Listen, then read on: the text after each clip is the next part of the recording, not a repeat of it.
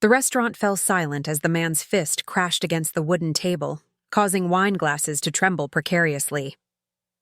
The young waitress had simply informed him that the kitchen was closed for the night. It was a small thing to most people, an administrative fact, a polite instruction for a man who had demanded the impossible.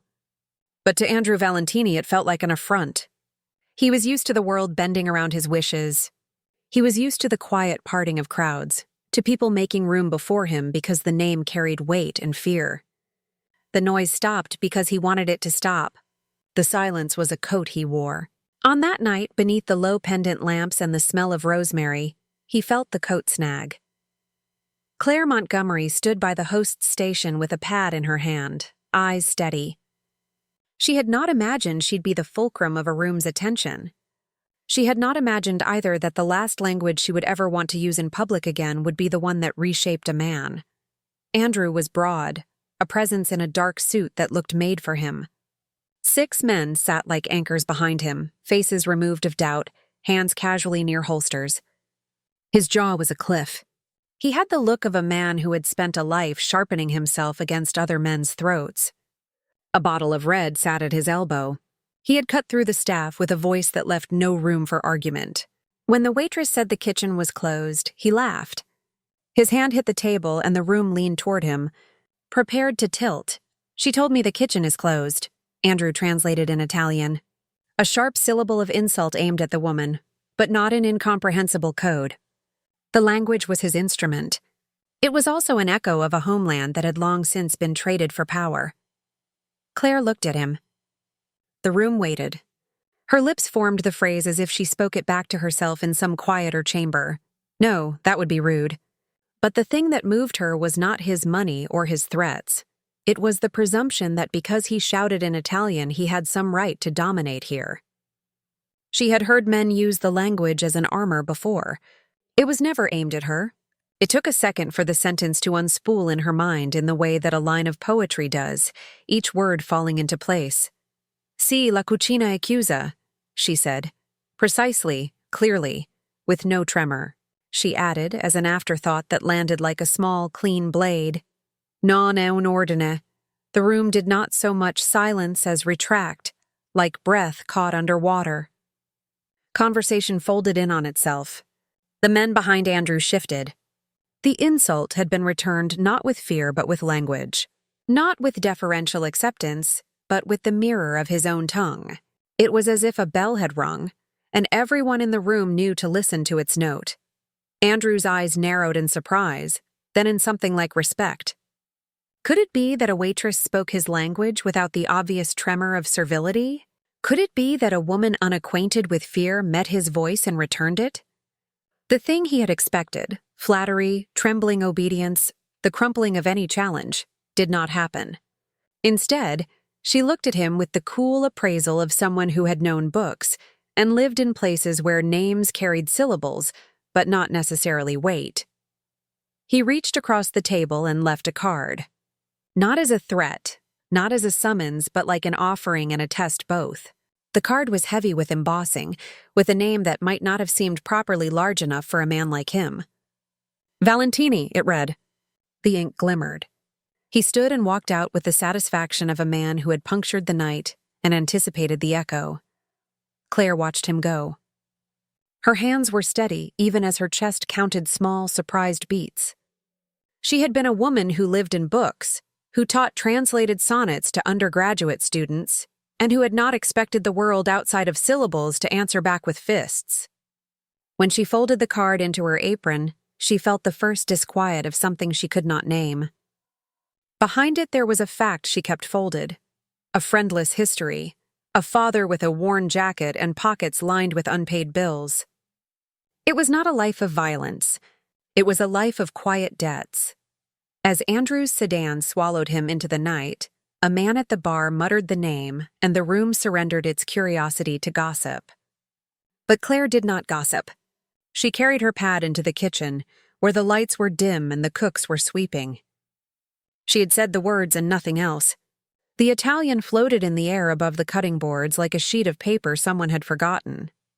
That single reply, in perfect Italian, shocking him into respect and fascination, was the spark. It was a small thing that would grow teeth. The coffee shop on Exeter Street smelled of ground beans and lemon peel, and Claire chose a table by the window where she could see the world unfold without being in it. If she had expected the card to become a problem, she had been wrong. The card sat in the pocket of her cardigan like a pin that itched. She noticed him before she recognized him. He had the same heavy stride, a suit tailored to the ridges of his shoulders. He moved as if other people's lanes made way for him, but he kept his hat in his hands, and when he took his seat across from her, he looked not like a man preparing to command, but like a man who was learning how to listen. "Professor Montgomery?" Andrew asked in English, his cadence careful, not wanting to flinch into the boss the way muscle memory might have him do. Claire set down her cup. She had not expected this to be easy or soft. She had not expected to be curious. It had been only 3 days, and yet curiosity had edged into her. She had the look of someone who had spent a life translating hearts into paragraphs, and knew when a line made a claim. "You're the Valentini who left a card," she said. She saw the way mention of the name changed the air in his jaw. He smiled without intent. "I prefer Claire." "Andrew," he said. He offered his hand like a compensation. It was a careful attempt at something that might be polite. They talked. At first it was surface, about the city, about books. Andrew was precise with his words, as if he was learning to arrange them without making a weapon of them. Claire found herself telling him the small facts of her life in a way that felt like a test. Her lectures, the obsession with a particular Italian poet, the fact that she liked her coffee black. He listened as if each fact might be a map. The conversation pivoted to language. He asked her why she'd answered in Italian that night, and she said she had been studying Dante again, a habit that was almost religious to her. He was amused at that, at the idea of a man of his world caring about paper and meter. There was a pause that tasted like the space before a confession. "Why did you say non è un ordine?" he asked. It was an innocent question. He could have meant any number of things. Curiosity, admiration, the habit of a man discovering a new power. Claire looked at him steadily. "Because it wasn't," she said, "and because the language belonged to neither of us as a weapon." It was an odd answer that landed like a pebble thrown into a pond. She saw the little circles ripple across his face. There was a moment when his expression rearranged into something like fascination. A man of power surprised to meet a woman who could refuse him without fear. They spoke for an hour.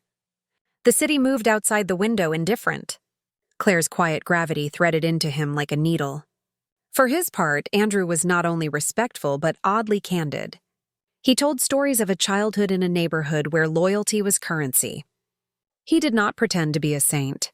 He told her, in oblique ways, about the machinery that had raised him. "Do you ever get tired?"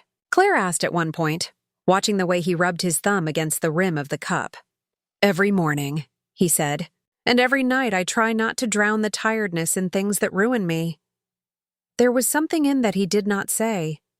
The lives he'd billeted his conscience with, the choices that had been made for him before he had learned to choose. Claire looked at his hands. They were large, capable of both carving bread and crushing a throat. At the end of the conversation, Andrew asked for another meeting. He asked as if he were making a promise he hoped to keep. Claire said yes.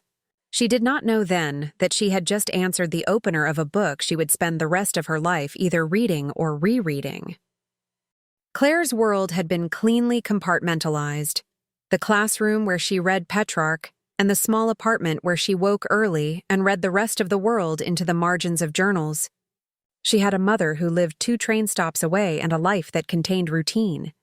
The people who loved her were not violent people. Her father had been a man who loved the steady light of dawn and who had been taken from her in a memory she had disinfected. With time, an unsolved mugging the police had shrugged at once. When Andrew entered her life, it did so like fire into paper. It did not consume everything at once. Rather, it peeled the pages apart and revealed the blankness behind. She tried to keep the classes separate. She read sonnets until her students could mark the meter with their pens. Yet she would catch herself thinking of the way he had said a line, the way that voice had sounded when he translated a particular line into feeling rather than threat. He began to appear at the edges of her days. Letters arrived with delicate script. Nights unfolded into encrypted calls where his voice softened when the world might have made it hard. He learned to use the names of poets like intimate passwords. She liked the way he would surprise her. A book of Italian translations left with no note, or a loaf of bread left at her door. She found, too, that she did not flinch when she saw someone who looked like one of his men in the street. The moment of fear passed because she had learned to measure the beat. When he entered, the world shifted, and then settled again. But love is not a thing that speaks in measured steps. It is an insurgent noise. Clare found herself reading him in the way she read poems, scanning for a hidden rhyme, for the caesura. The spark, her whispered Italian that night, became a motif she used to find him in the world. She would see a waiter speak a line in Italian, and her mind would jump to the night the language became a currency between them. It was an object she did not mean to carry, yet it traveled with her like a secret shard. She did not know then that the city had noticed them as a pair. Gossip, like ink, finds the cracks. Andrew kept the machinery of his life behind doors that did not often open. He had a house that tasted of money and a staff whose faces he could not easily trust. There were rooms where decisions were made with the deadness of business and the suddenness of cruelty. Carlos, his lieutenant and the one man who most resembled conscience, watched Andrew with a kind of professional tenderness. Carlos had been at his side since they were boys. He had a loyalty that was shaped more like an anchor than like a chain.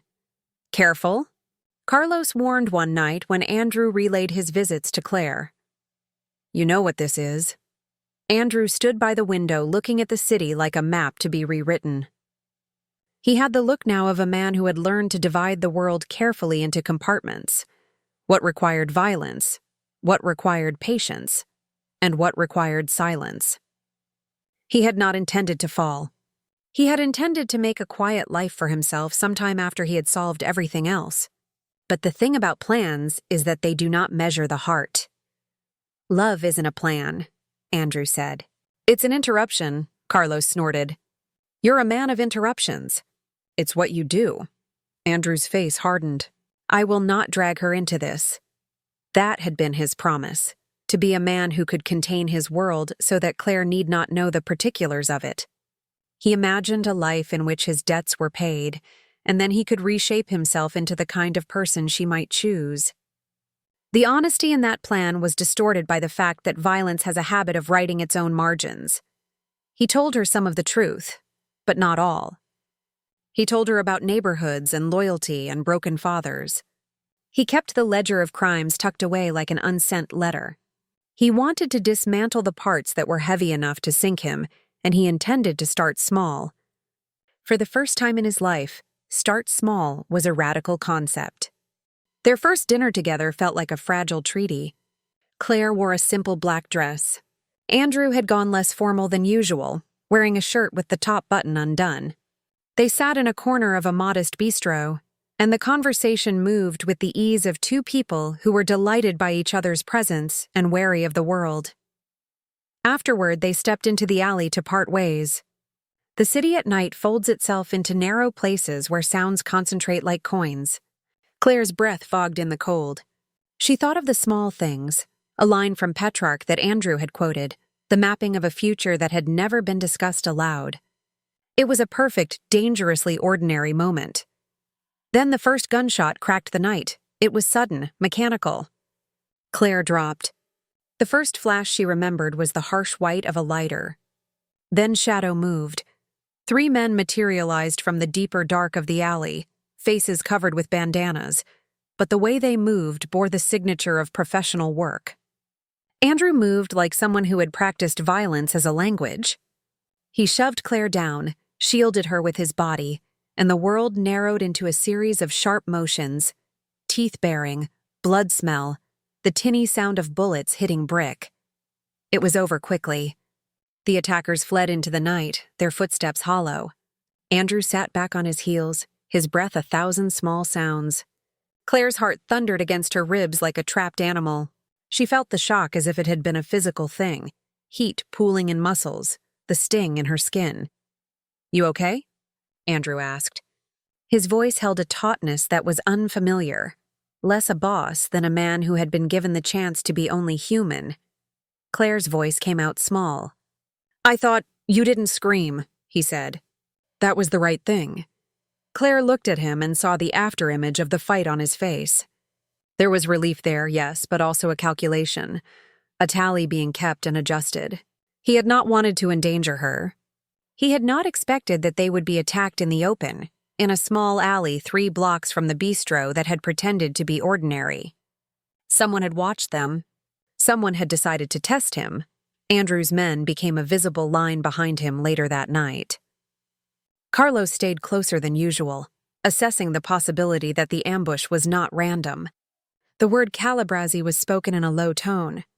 Paolo Calabrese was a man who cultivated cruelty as if it were a business model. He had a grudge, and he liked to settle it in the public imagination. Claire's universe was always the one she could translate into essays and exam questions. This invasion made it impossible to convert into neat terms. The ambush was a demonstration, a message. The world she had been walking through with Andrew as an accomplice of affection was not as discreet as she had imagined. She would remember later the way Andrew's hand had clutched her shoulder after the attackers fled. It was not possessive. It was protective. It sent a message that was as violent as it was tender. He would not lose her in a world that asked for betrayals. Claire returned to teaching after the ambush. The classroom is a place that demands clarity. Words must be exact. Emotions must wear the armor of structure. She read aloud a sonnet about ships and storms and the persistence of love despite the pounding ocean. In the measured room of desks and fluorescent lights, she tried to anchor herself. Her students watched her with an earnest mixture of interest and ennui. For them, the poetry was often a path to grades. For Claire, the poems had been a way of naming the world. She used the Italian lines as a thread to pull students through the dense syntax of grief and devotion. She found that the room listened as if the world had acquired a new ear.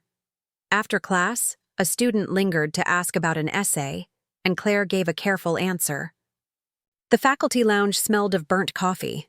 She sat with her notes and let the day slide off her. Yet the office held an ache she could not translate. There was a card in the pocket of her cardigan, a card that could open doors into other people's rooms. She thought of Andrew in the alley and the way his life wore its dangers like an ill-fitting coat. There was a knock at her office door.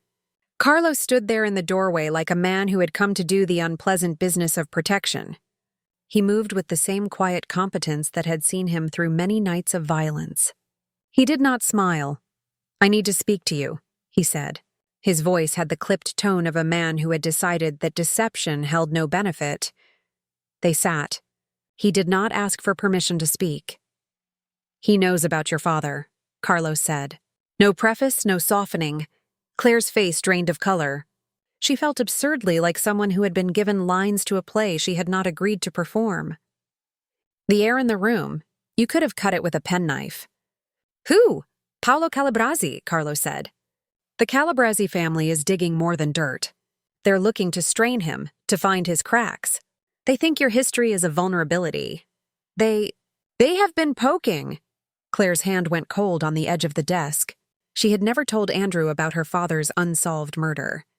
She had kept the memory like a locked drawer. Her father had been a man who had been robbed and beaten and left on the pavement. The police had called it a mugging. Claire had called it absence. If there was a line that connected the two families, if her father had been a casualty in a war he never knew, then every past she had built to protect herself was an illusion. Carlos did not elaborate. He left with instructions: leave town for a while. The request was not a plea. It was a command with the tenderness of a lieutenant who had seen too many similar things end badly. Claire did not leave that night, though. She sat in her office and read the lines of the sonnet again. The tide moved in poetry and in life, and she realized, with a small ironic clarity, that she had been teaching about love and sacrifice from a place of naive theory. Andrew sat in a small office at the back of his estate where the city hummed like a distant engine. He had the map of his life spread out like a ledger on the desk, and the weight of decisions lay on his shoulders. Claire's risk was his to manage now. He had a plan, but the plan cost more than he had expected. He would take steps to dismantle a part of the Calabrese operation that galled him, to carve an incision in their business, and allow the feds some leverage. Carlos brought him papers and updates. "They hit the florist on Shaw 2 nights ago," Carlos said. "They were sloppy. It's getting uglier." Andrew had not intended for blood to touch the edges of Claire's life. He had promised himself many things when he first met her, but the most stubborn vow was that he would remake himself into someone she could love without the stain of his past. He had not read the small print, that the past is not a place you can sanitize. It would not be scrubbed clean with good intentions. "She doesn't belong in this," he said. "Whatever I do, I will shield her." Carlos looked at him for a long moment. "You want to walk away and still fix everything?" There was disbelief in his voice. "You can't." Andrew's hands were steady as he signed a paper that would trigger an operation. It was a decision to set certain things in motion, a calculated overthrow. He had mapped the routes, the accounts, the men whose greed could make them flip. He would gamble his life for the chance to be free. The night before the move, he wrote Claire a letter he would not deliver in person. It was not the kind of letter one could read without feeling the raw edges. He wrote in a hand that steadied him about the life he wanted and the possibility of being someone who could teach instead of take. He left the letter in his safe as if he were offering evidence of his mortality. He told Carlos he would go to a meeting alone. The plan depended on one man walking into a place and making a choice about what he was willing to sacrifice. The machine would move because someone had decided it must. Andrew believed he could be that someone without losing Claire. The operation unfolded with clinical precision. Men moved in and out of rooms. Andrew moved with an economy of motion. He had never believed that raw courage would be enough. You needed more: brains, luck, and the willingness to be expendable. He entered the meeting place with the air of a man who had chosen his armor. The hit came like a schematic collapse. A single bullet found him where he sat. It traversed a path of old loyalties and new betrayal. The room turned into a wet flower. People screamed and then stopped, because survival is a muscle that sometimes numbs the throat. Claire learned of it the way most people learn of loss, in the modern world, with a text that read like a strip of paper torn in half. "There's been an incident," the message said. "He's been..." and then nothing. She ran. The city blurred into a dark smear. She arrived at the hospital to find a chorus of strangers assembled, men with stoic faces, policemen with faces rubbed raw from caffeine, and the hush of corridors. Carlos met her in the emergency room with eyes that did not, could not, lie. "He's gone," he said simply. Claire felt her knees fail first. Then the floor slid out from under her. The world became a sequence of particulars. The fizz of antiseptic, the white light over the beds, a nurse holding a clipboard like a shield.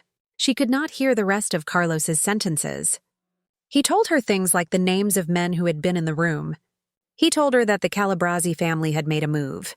He told her that Andrew had been shot once and it was enough. At the funeral, there was a satire of ritual. Men in black suits stood with faces carved of marbles. The city had its own customs about mourning, a show of sternness, a performance of invulnerability. The press smelled blood in everything and trailed like flies. Claire watched the coffin lower and felt the world tilt. The thing about a violent death is that it leaves a messy heirloom. Rumors, claims, an entire narrative population that wants to define who was killed and why. Some said Andrew had been careless. Some said he had been brave. Claire felt none of the adjectives. She felt a long, terrible absence where a heartbeat had been. Memories rose like flotsam. The card in the pocket of her cardigan, the first coffee, the ambush in the alley. Each memory was a small, bright thing that did not soften the edges. At the funeral, Carlos leaned in and placed a thin folder in her hands. Inside was a collection of files he had wrestled from evidence boxes and from the hands of men who had been forced to talk. Photos, financial records, account ledgers. He made sure, Carlo said. He wanted you to know the truth. He wanted you to be able to finish what he started. The files were a map of a criminal empire that reached like black roots into the city's soil. There was a ledger, with numbers that were not numbers but codes. There were wire transfers and aliases. Somewhere in the middle of dense print was a line that left Claire's hand shaking. It was a note that tied the Calabresi family to an unsolved assault years ago, the night her father had died. She read the line and the room became a narrowing field, letters rearranged into accusation. She remembered the way her father had smelled of wet wool and coffee, the papers he had left behind, the way the police had shrugged. The new information reframed the past as a deliberate act rather than a misfortune. Andrew had died. That was the thing that could not be re-argued. This was the truth that made all other answers impossible. Carlos's files were not simply a consolation prize, they were ignition. They contained ledgers that could set prosecutors on a path they had been barred from before. Carlos had worked with men in the system who were tired of the corrosive circle. He had found internal leaks, flipped a contact, and compiled a dossier that would, if fully revealed, tear at the Calabresi empire. The FBI will move, Carlos told her. They'll use what he left. They might even be able to take down the key nodes. It was a small, salvaged victory. Agents moved in like surgeons, precise, cold. The raids hit the Calabresi storefronts and their offshore shells. Men were taken in cuffs and led into vans. The city watched with the morbid curiosity of people accustomed to the theater of violence. The files confirmed what Claire had begun to suspect on the day Carlos knocked on the door of her office. The ledger had a link, an entry that connected a payment to an intermediary known to have belonged to Paolo Calabresi's circles during the time of her father's death. The language of the account was not transparent, but the narrative pattern emerged when you knew how to read it, that a man with a vendetta had hired a crust of violence that would take a life and pass as crime.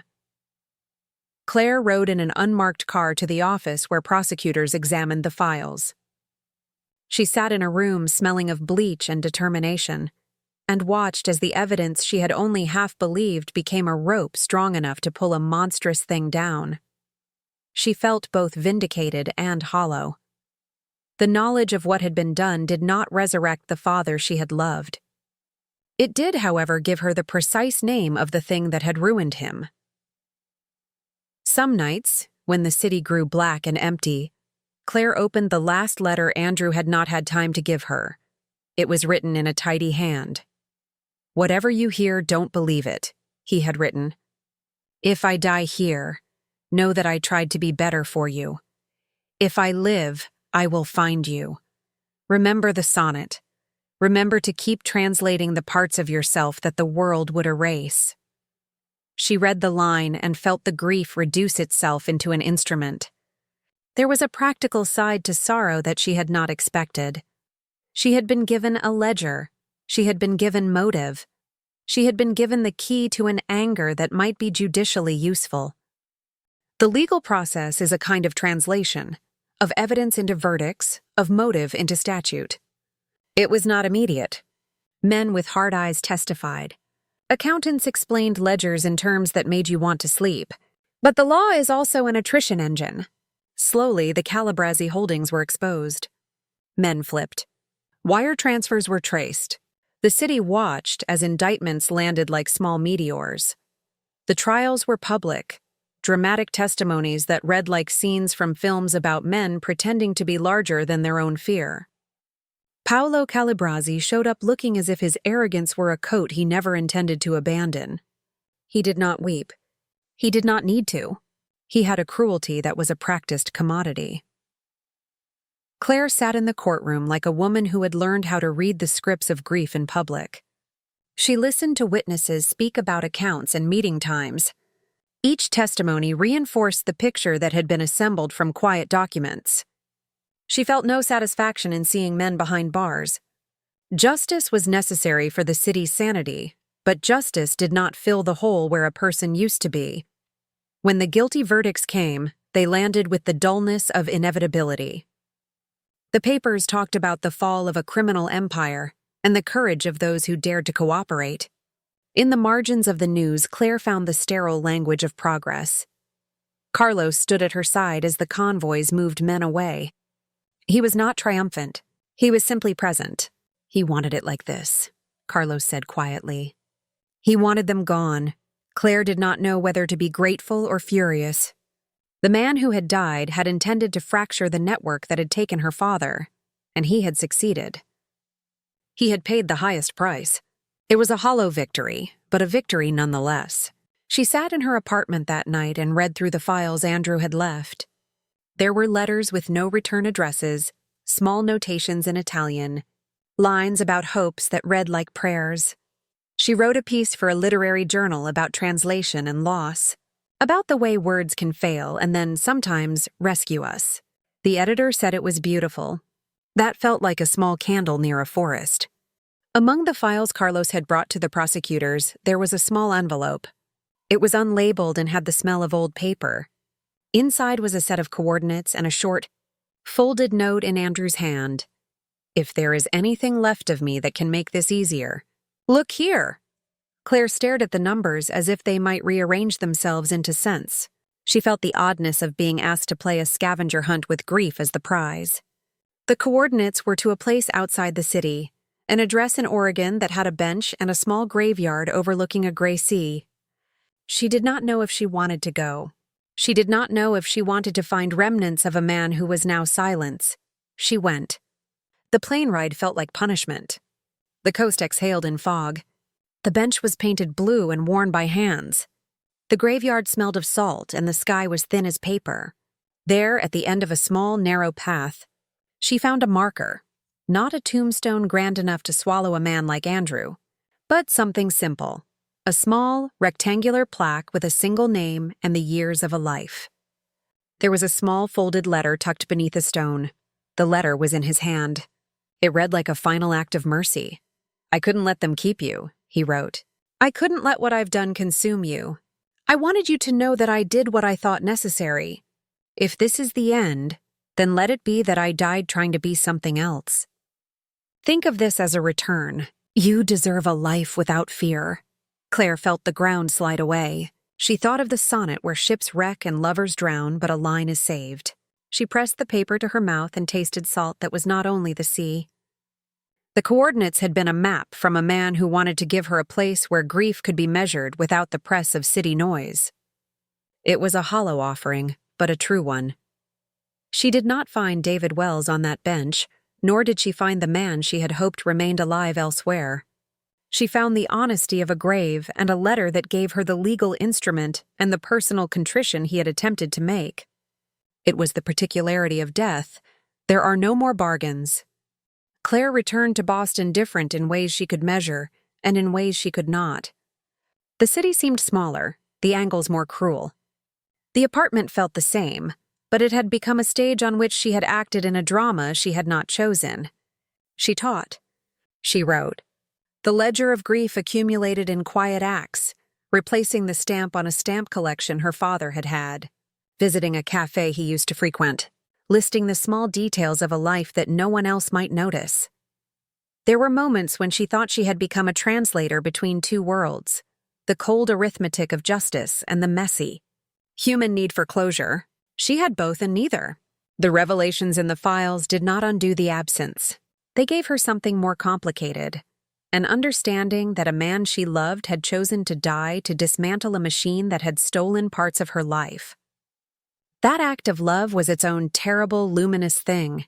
Years moved by with a pace that is at once faster and slower than any measure we give them. The Calabresi convictions were a point in the city's timeline, but not the ending of everything. People returned to their lives with the same venerable appetite to forget. Claire considered staying in Boston forever as a defiant act, to live where the violence had occurred as if roots could be planted in a soil that had been scorched. She did not leave because she wanted to run. She left because she realized that the life she wanted could not be constructed out of someone else's ruin. Andrew had given her the ledger. He had also given her a last map, and the chance to choose whether to use it for vengeance or to protect what he had loved about her, her mind. She chose neither revenge nor retreat. She chose something that was quieter and more difficult: reclamation.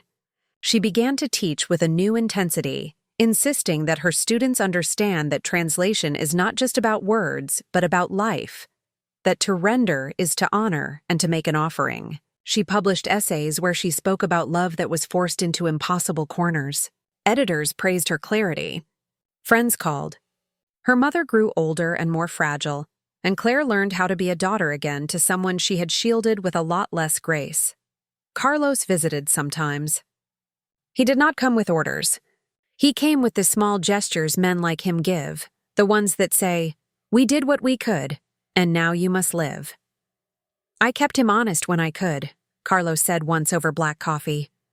"He wanted to be less than what he was. He died less than that. It's the only way men like us know to make amends." Clare studied his face. She saw the wear of a man who had watched his friend fall and had to interpret that fall in terms of duty. "Did he ever say he regretted it?" she asked. Carlos considered the question as if it were a blade. "He told me he wanted to be a different man for you," he said. "He said he wanted you to have a life where the language of fear didn't apply." Clare thought of the sonnet once more. She had learned to translate not only languages, but the halting ways of grief into meaning. She used her work to convert absence into action. She convened talks about the intersections of art and violence. She raised funds for programs that supported the families of victims of street crime. She put her learning into practice, building out a life that included small, deliberate engines of repair. Months after the trials, Clare found another folder tucked into the bottom of an old box marked Andrew Personal that Carlos had given her. Inside was a manuscript of sorts, a journal. He had written in it during the months they had been together, trailing notes like a man tracking his attempts to be different. It was private and raw. It told of the little reckonings he'd had with himself, and, importantly, it contained a confession that clarified a small, nagging detail that had been foreshadowed earlier without Clare seeing it. A line in his journal mentioned a contact with a man named M, who had been both a mediator and an enemy.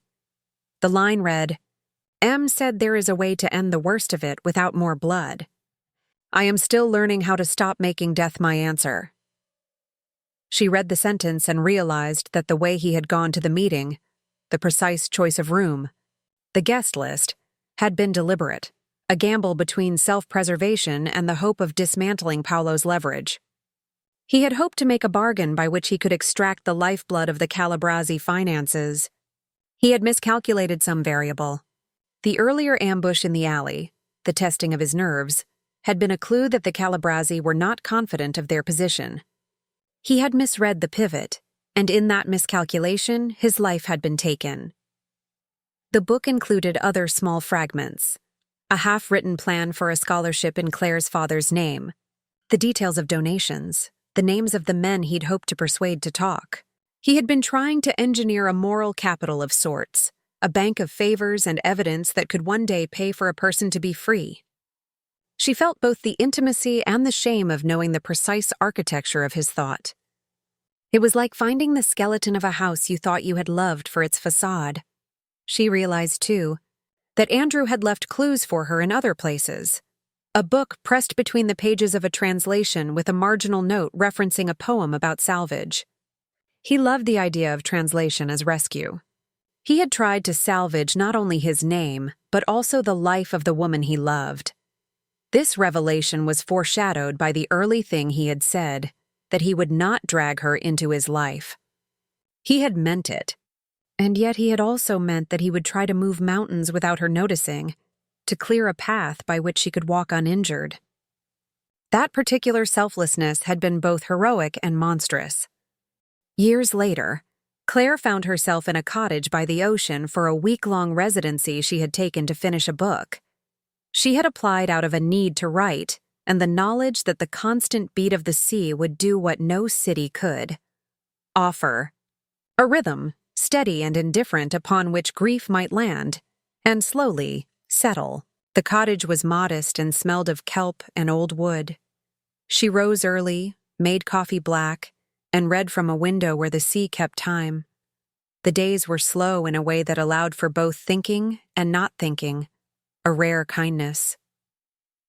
She walked the shore, collected fragments of sea glass, and wrote in the gray light. Her book took the shape of a mosaic, essays about translation, grief, and the strange bargains men make with themselves. She thought of Andrew in the same way she thought of the sonnet, a structure that arrived with both beauty and a capacity to hurt. One morning she sat down to write and found, tucked under the rug by the bedside, a small gold band in a velvet box. There was no note. The ring was plain, unadorned. It had the simple weight of an object that had meant to symbolize something without pretension. Clare had no expectation that Andrew would have left such a thing. It was more likely that Carlos had surreptitiously slipped it into her things, or that Andrew had an inkling of the kind of life she deserved and saved the promise in a small alcove. She slid the ring onto her finger. It was too late for vows, and she did not pretend otherwise.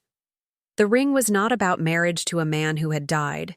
It was about the idea of being offered a future by a man who had tried to earn it.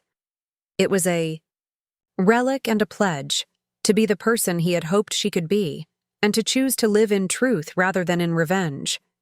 Clare taught. She wrote. She walked the city and the shore. She visited her mother's apartment and sat with her at the kitchen table, their conversation easy in the way of people who have survived the small ruinings of life. She filled the spaces. Andrew had left with actions that honored memory without allowing bitterness to ossify.